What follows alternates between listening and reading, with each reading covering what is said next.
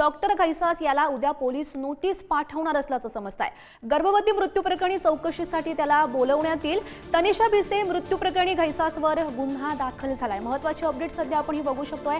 कालच आपण बघितलेलं होतं ससूनचा अंतिम अहवाल समोर आलेला होता आणि त्याच अहवालामध्ये घैसास याला जबाबदार धरत त्याच्यावर गुन्हा दाखल झालेला होता आणि उद्या त्याला पोलीस नोटीस पाठवणार असल्याचं समजतंय। त्याची चौकशी होईल आणि त्यानंतर त्याच्यावर नेमका काय कारवाई होते बघणं सुद्धा महत्त्वाचं असेल। या संदर्भात अधिकची माहिती जाणून घेऊयात। आमचे प्रतिनिधी बालाजी पोद्दार सध्या आपल्या सोबत आहेत। बालाजी, आपण काल बघितलेलं होतं गुन्हा दाखल झालेला होता घैसासवर, आता उद्या पोलीस त्याला नोटीस पाठवणार असल्याचं समजतंय।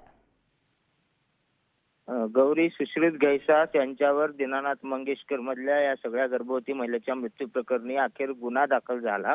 गुन्हा दाखल होण्याच्या अगोदरच सुश्रुत घैसास यांच्याकडे चौकशी करण्यात आलेली होती, एव्हिडन्स गोळा करण्यात आलेली होती। मात्र त्यानंतर पुढची एक प्रक्रिया म्हणून आता उद्या त्यांना जी आहे ती नोटीस पाठवली जाईल आणि त्यांना परत एकदा चौकशी केली जाईल की नेमकं काय प्रकार झालेला होता, त्यानंतर काय अटक करायची का काय कारवाई करायची ते पाहणं महत्त्वाचं आहे। मात्र हा जामीनपत्र गुन्हा दाखल झाल्याने ते जामिनासाठी त्यांची न्यायालयीन लढाई लढणार असल्याचं त्यांनी म्हटलेलं आहे। मात्र पोलिसांकडून सरकारकडून कडक कारवाई करावी अशी जी मागणी होती त्यामध्ये पुढे काय कारवाई होणार हे पाहावं लागेल, कारण मंगेशकर हॉस्पिटलवरती सुद्धा कारवाई करण्याची मागणी आता समाजातून सामाजिक संघटनाकडून होताना पाहायला मिळते। त्यामुळे पुढचे 2 दिवस या सगळ्या प्रकरणामध्ये महत्त्वाचे आहेत।